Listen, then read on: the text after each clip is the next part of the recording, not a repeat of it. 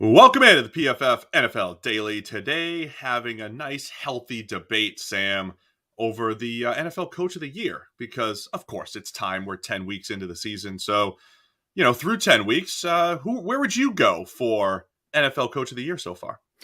Well, we brought this up on the main podcast on Wednesday, so I'm not going to repeat myself. On that show, I said, I look, probably will. you can make a good case for Mike Vrabel as Coach of the Year, given the run Tennessee is on, given all the injuries they've had, the loss of Derrick Henry, et cetera, et cetera. If you were to make that case, I would endorse it. I would sign up to such an argument. But I will give you a different one. Cliff Kingsbury, the Arizona Cardinals.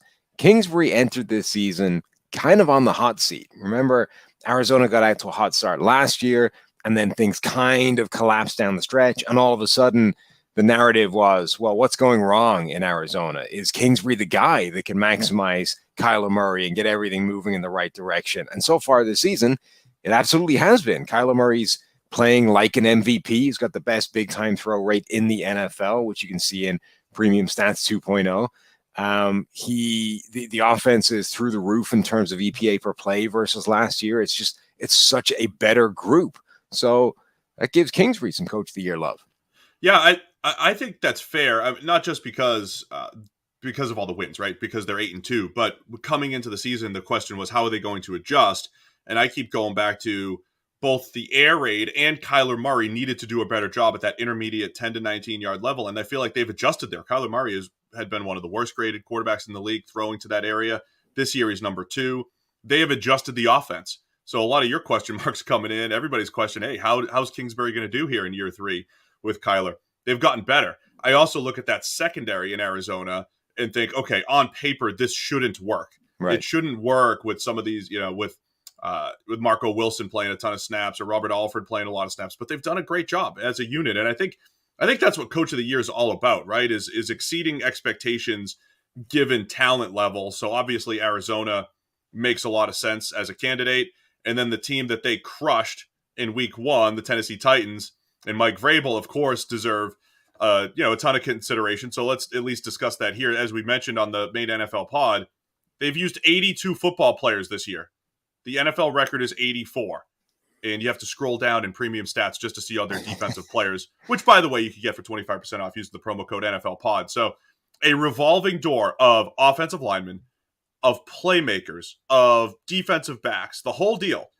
And Tennessee still sitting there at 8-2, even after this incredible stretch that they've had to go through of difficult teams that they've played. Yeah, and that stretch, I think, really deserves some serious consideration. It is like a 5-game run against legit opponents, any one of which, after that Buffalo game, could have been an easy letdown game. You were sort of waiting for the other shoe to drop and for this emotional high to disappear and eventually them to slip up in one of those games, and they didn't. And I think you have to credit the coach for the ability to keep them at that kind of level for 5 straight weeks when it would have been easy to say, okay, that's the Chiefs game done, or that's the division sewn up, and now we got to play the Rams, and of course we're going to get blown out on the road. No, they just kept them at that high pitch every single game and showed up with elite intensity. All right, it is. It's hype week, I think, for the New England Patriots. Right, they're coming off of just a dominant win against the Cleveland Browns, 45-7. The Patriots are now 6-4. They're looking 7-4 right in the face with the Atlanta Falcons here tonight on Thursday Night Football. Bill Belichick, how many times in his career have people said, well, this is the best job Bill Belichick has ever done? But usually with Tom Brady at quarterback, you're working with high expectations, right? So the Patriots win 12 or 13 games. Who cares? That's the expectation. The expectation was much lower this year. They weren't great last year. It was the first time they hadn't made the playoffs since 2002. Well, all of a sudden, the Patriots feel like the Bill Belichick Patriots, and I think Belichick certainly should be in this discussion. I don't know that I can agree with that at all. Why not? Well, because the thing that's making New England start to look like they're kind of rolling in contenders is Mac Jones and that offense getting back on track, or elevating Mac Jones a little bit and having his level go to a higher degree. That's not Belichick. Like, that's Josh McDaniels and Mac Jones. The defense hasn't actually been that good.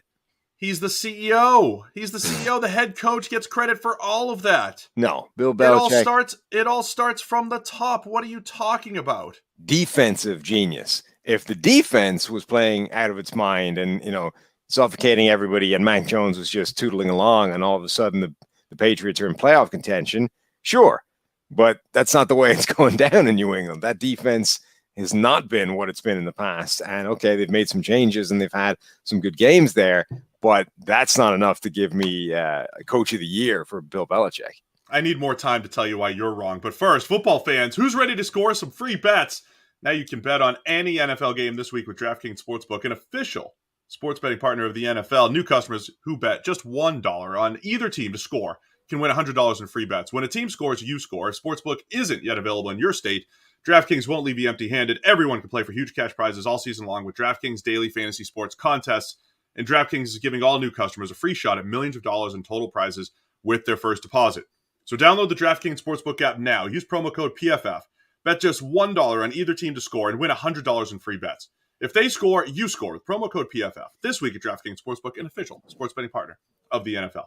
Must be 21 or older. New Jersey, Indiana, Pennsylvania only. New customers only. Minimum $5 deposit, $1 wager required. One per customer. Restrictions apply. See DraftKings.com/sportsbook for details. Gambling problem? Call 1-800-GAMBLER.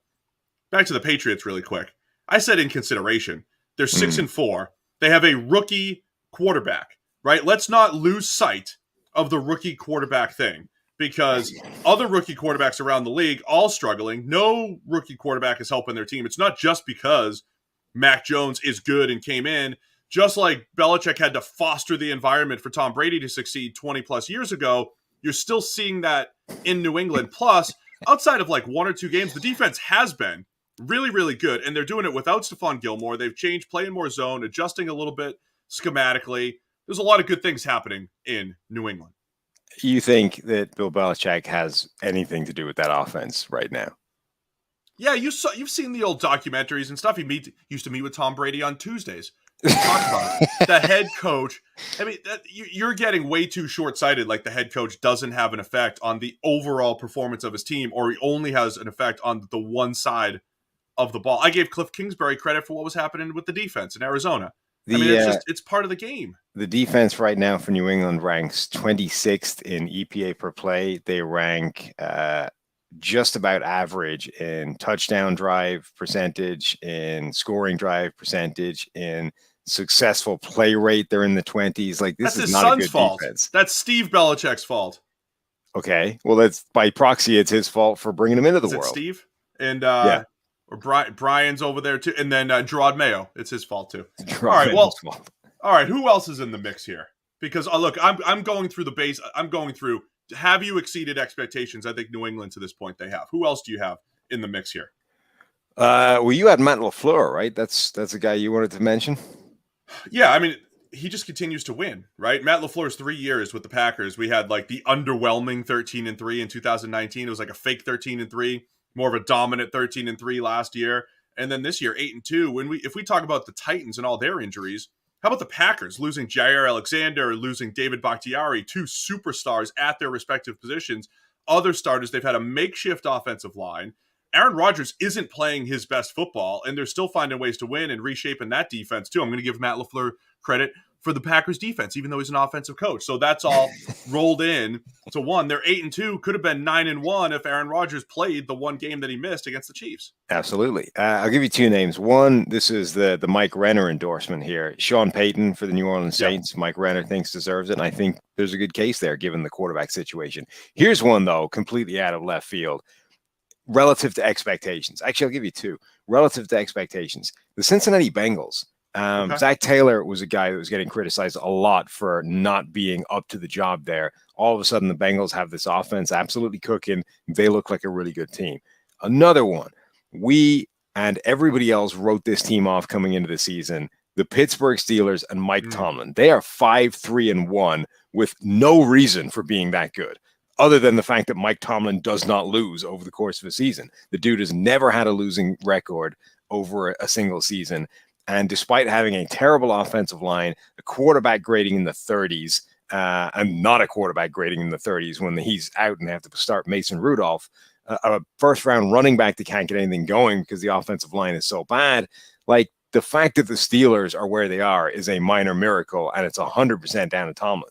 Yeah, it's too bad. The Sean Payton one, he's like a couple plays away from being 6-3 here, and Payton would absolutely be even further in that conversation. Now working with Trevor Siemian, second or third string quarterback, depending on how you want to break that down. And yeah, I'm with you on Tomlin because he's elevated a Pittsburgh Steelers team that should have been on the decline. And, they still might be. Tough schedule coming up, but really nice job by Tomlin so far. So it's the coach of the year. A lot of different candidates. It's still early, but just some names to think about. Let us know. Who do you think? Who's the coach of the year?